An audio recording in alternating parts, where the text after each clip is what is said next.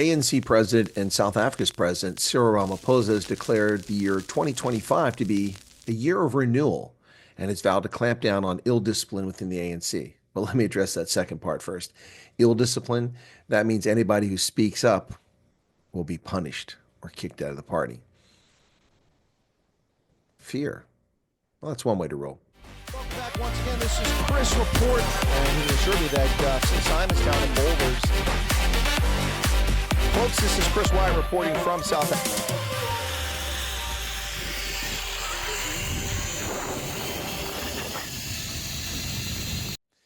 But what about Renewal? Renewal?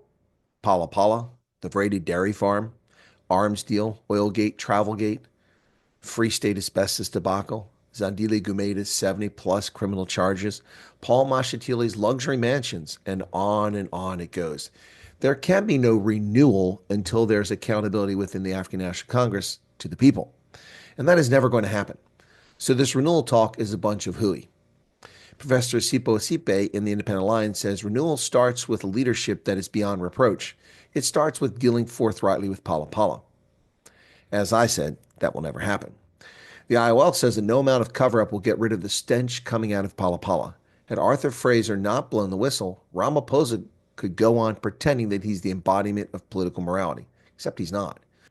So what exactly does this renewal look like? The African National Congress had an outright majority for 30 years, yet education outcomes are demonstrably worse today than they were under apartheid, with passing grades reduced to 30% in 3 subjects and 40% in your first language.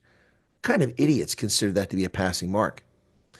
Millions more South Africans lived in abject poverty than ever under apartheid. 3 times as many black South Africans live in poverty than under the National Party. The entire portfolio of state-owned enterprises has been pilfered, plundered, and largely destroyed under the African National Congress management. Arms Corps, Denel, Airports Company South Africa, Transnet, Eskom, South African Airways, and so on.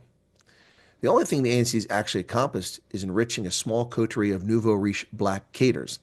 Their "it's our turn to eat" mentality has been rapacious, to say the least.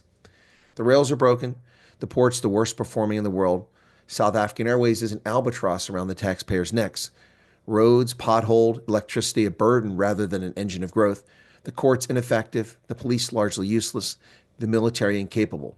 Other than that, things are actually worse. South Africa has the highest number of HIV-positive people on the planet.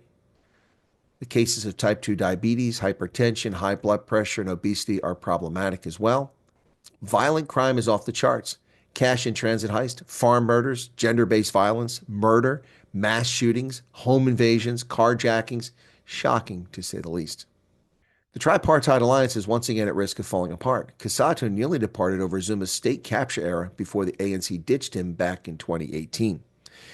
In Khayelitsha over the weekend, Cyril Ramaphosa stressed the importance of unity within that Tripartite Alliance. We must not have members who will leave the alliance. We must not have members who break ties. Our alliance led us to where we are. Oliver Tambo saw that the alliance has been put together and struggled by the sweat and blood of our people.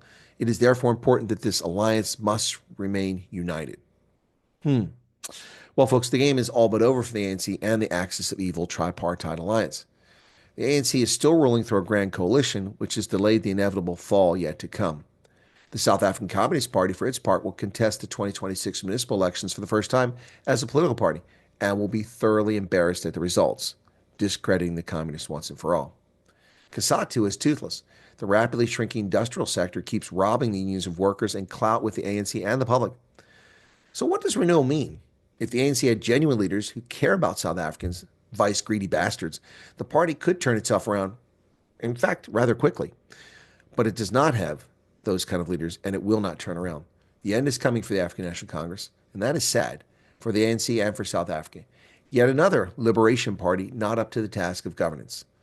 Only this one inherited the holy grail of advantages and squandered it all in less than 3 decades. Schools, universities, infrastructure, money, mineral wealth, human capital. The ANC has been an epic failure, like the 2,000-seat stadium behind me in Khayelitsha, which is the only place they could find in the Western Cape, because they were too stupid, too lazy, and too late to book a venue like Greenpoint Stadium or Athlone. What say you, South Africa? Is the jig up for the ANC? Not yet. They'll stumble along, but the end is coming. Certainly a major downfall. Cheers, South Africa.